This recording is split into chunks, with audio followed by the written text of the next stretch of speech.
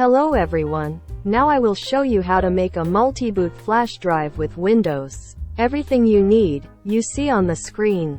1. Windows Image. 2. Flash drive at least 8 GB. 3. PC running an operating system. 4. Ultra ISO program.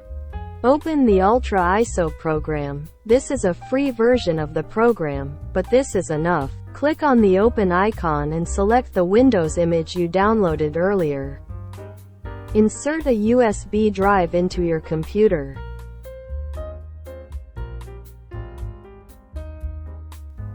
Then select Startup from the context menu.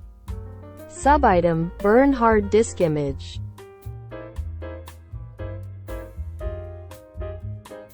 In the window that appears, do not change anything, click the Record button.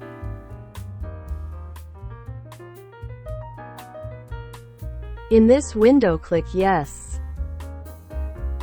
Wait for the end of the recording. On average, it takes 10 to 15 minutes.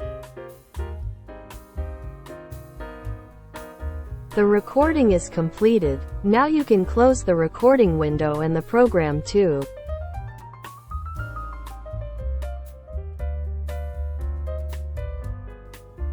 Check it out. Open my computer and you will see the completed Windows image on the USB drive. You can use it.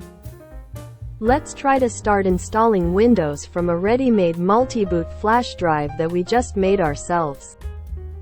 Turn off the PC, then turn it on with the multi-boot flash drive inserted. While booting the PC, you need to go into the BIOS, go to the Boot Manager tab, change the hard drive to a USB drive, which will be detected automatically. Each motherboard manufacturer has implemented its own way to enter the BIOS. In my case, this is by repeatedly pressing the delete key.